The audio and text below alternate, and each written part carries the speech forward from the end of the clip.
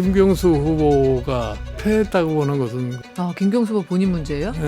후보가 후보의 문제가 있으니까 안 되는 거지. 그건 뭐 달리 안 되겠어요? 하정우라는 사람이 청와대 AI 수석을 했는데 네. 그 이외에 정치적으로 뭐 내세울 게 아무것도 없는 사람 아니에요. 그러니까 선거에서는 본인 그 사람의 자질이 뭐 어떠다는 게 가장 중요한 요인이라. 저는 SBS 정유미 기자고요. 저희 지식의 발견이 6.3 선거를 전후로 해서 특별 라이브 한 4차례 정도 준비를 했는데요. 오늘 그 마지막 시간입니다. 김종인 전 위원장과 함께 하겠습니다. 안녕하세요. 네, 안녕하세요. 네. 투표용지 부족 사태가 이제 초유의 일이 발생했잖아요. 이거를 먼저 좀 짚고 가야 될 것 같은데. 선거관리위원회가 큰 잘못을 저질렀다고 생각을 해요. 그럼요. 모든 국민이 100% 투표한다는 전제를 해가지고서 투표용지를 갖다가 배분해야 되는데 그걸 갖다가 자기들이 인위적으로 뭐 투표율이 얼마 될 테니까 이 정도면 되겠지 했기 때문에 그런 불상사가 날 수밖에 없는 거죠. 오세훈 후보가 뭐 개표도 중단하고 장동혁 대표가 찾아가서 서울시장 선거를 다시 해야 된다고 이렇게 얘기를 했는데 예. 이제 아마 오세훈 후보가 당선이 됨으로 인해 가지고 그 문제는 해결이 되지 않았나 이렇게 생각을 해요. 대국민 사과도 하고 뭐 대책이라고 내놨는데 아니 그 사과만 할 게 문제가 아니라 예. 그와 같은 거를 결정한 사람이 책임을 질 수밖에 없는 거죠. 사실 출구조사에서는 정원호 후보가 많이 앞서는 걸로 나왔고 네. 또 뭐 위원장님뿐만 아니라 많은 분들이 서울 부산은 민주당 쪽으로 좀 갔다 이렇게 많이 봤단 말이죠. 아니 그러니까 상당히 선전을 했다고 얘기를 할 수가 있는 거죠. 내가 보기에 오세훈 후보의 하나의 소위 이점이라는 게 뭐냐면 강남에 아주 확고한 넓은 지지층을 갖고 있는 거예요. 2010년 서울시장 선거 때 오세훈 후보하고 한명숙 후보가 붙었을 적에 네. 오세훈 후보가 거의 포기 상태에 들어갔다가 강남 쪽에 표가 까지면서 다시 재생을 해가지고서 그때도 겨우 이겼는데 이번도 그런 현상이 나타난 거예요. 오세훈 후보 입장에서는 어게인 2010년. 그렇죠. 정원호 후보에게도 혹시 어떤 실책 같은 게 좀 보이신 게 있으세요? 그 정원호 후보라는 사람은 단순하게 성동구청장을 갖다가 3번 하면서 예. 성동구를 많이 발전을 시켜가지고서 결국은 그 성동구청장의 치적을 가지고서 서울시장 후보가 된 거 아니에요. 그렇죠. 그 사람의 명성이 그렇게 오세훈처럼 널리 알려져 있지 않는 것이 가장 취약점이었을 거예요. 좀 낮은 인지도. 네. 그런 점이 그랬다. 그 위원장님 이번 선거 결과 민주당이 어쨌든 압승이라고 표현하기는 조금 부족할지 모르지만 대승을 했는데 선거 전 초반으로 돌아가면요. 15대 1, 16대 0 이런 얘기가 나왔었는데 점점 이게 조금 줄었거든요. 이 민주당 아니 그러니까 개수가. 그런 얘기를 한 게 뭐냐면은 네. 2018년에 그때도 박근혜 대통령 탄핵 하고 난 다음에 문재인 대통령이 당선되고 나서 한 선거 아니에요. 예. 그때 사실은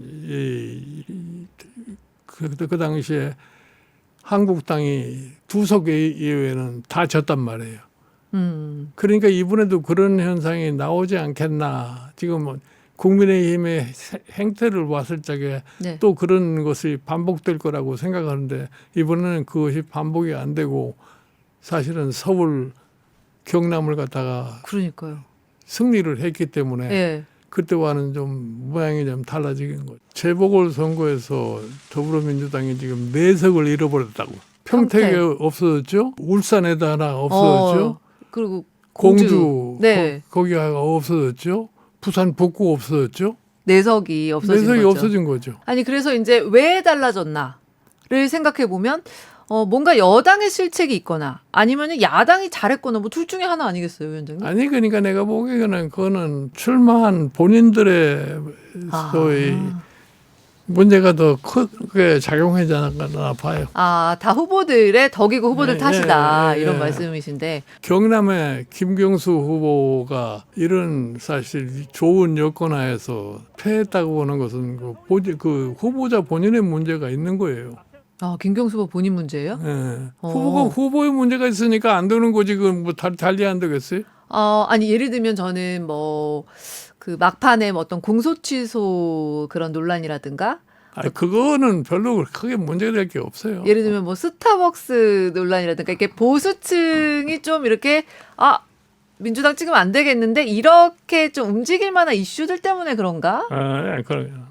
그래요. 내가 보기에 뭐 스타벅스 문제니 무슨 공소 주소니 이런 것들이 지자체 선거에 크게 영향을 미쳤다고 생각하냐? 그래요. 아니 많아서. 뭐 스타벅스 같은 문제가 경상남도에 무슨 크게 영향을 미치겠어요. 김경수 후보 본인 스스로가 박완서 지금 경남지사에 비해서 자기가 대적할 만한 뭐를 제대로 제시를 못하면 안 되는 거라고 그게.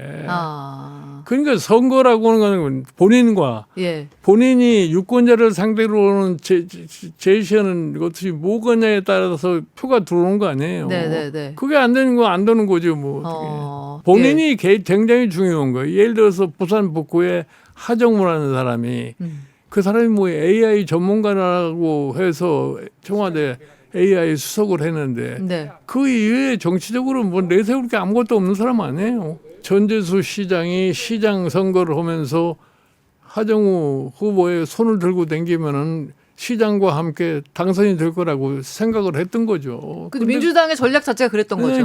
그러니까 선거에서는 본인 그 사람의 자질이 뭐 어떠다는 게 가장 중요한 요인이라고. 관심 지역구들 한번 좀 살펴볼게요.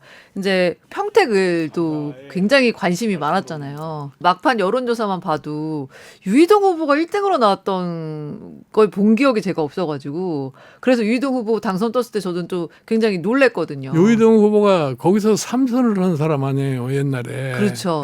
그 사람은 자기 텃밭을 그냥 갖고 나가는 그러한 선거 전략을 하다가 보니까 결국 가서 당선이 되고 만 거죠. 그러니까 둘이 싸우게 냅두고 그냥 열심히 박 가꾸고 박 갈고 이렇게 했는데 그런 과정에서 유이동 후보가 어부지리도 얻을 수밖에 없게 된 거죠. 이번에 이제 낙선한 조국 후보는 앞으로 어떻게 좀 기회가 있을까요? 조국 혁신당의 조국 대표께서 그래도 바라는 바가 뭐예요? 미래에 그분도 지도자가 되고 싶은 그런 욕망을 가진 분은 아니에요. 그분도 다 그렇게 알고 있죠. 그런데 그러기 때문에 자기 그 목표를 갖다가 저버리지는 않을 거예요. 대권에 대한 목표는요? 치명상을 입었지만 그것 때문에 대권 후보가 될 수 있는 그런 기회가 완전히 없어진 건 아니에요. 그렇군요. 과거에 노무현 대통령도 국회의원 막 떨어지고 해서가지고 결국 가서 대통령 후보가 된 거 아니에요? 아니 그래도 조국 후보에 대해서는 조금 긍정적으로 말씀을 해주시는 느낌이네요. 뭐 지금 현재로 놓고 봐서도 뭐 뚜렷한 사람들이 별로 없으니까. 그쪽 진영에서. 그러면 어떻게 조국 후보 입장에서는 그래도 합당을 해서 그 안에서 조금 뭔가 해봐야 돼. 내가 보기에 합당을 하게 되면 다음 총선에는 더불어민주당으로 출마를 할 수 있을 거 아니에요. 네네네. 이제 그런 과정을 거쳐서 뭐 대권 도전도 할 수 있지 않겠나 이렇게 봐요. 조국 대표라는 분도 원래 문재인 대통령 사람 아니에요. 그렇죠. 그러니까 이제 조국 대표가 민주당과 합당을 하든지 들어가게 될 것 같으면은 자기 나름대로의 이제 그 뭐 친문 세력을 갖다 가지고서 자기 세력화를 할 수도 있는 가능성이 있어요. 그런데 이제 그거는 본인 스스로가 어떻게 행동을 하느냐에 달려 있는 거죠. 한동훈 후보의 당선을 아무도 예측하지 않을 때도 한동훈 후보의 가능성을 굉장히 높게 보셨단 말이죠. 정치라는 것이 뭐라고 하는 것을 갖다가 이번에 아주 깊이 터득을 했을 거예요. 국민의힘이 어떻게 바뀌어야 된다. 이런 거를 좀 마지막으로 조언을 해주시면 좋을 것 같아요. 쓸데없이 자꾸 보수 대건 뭐 보수 결집 있다는 소리만 하지 말고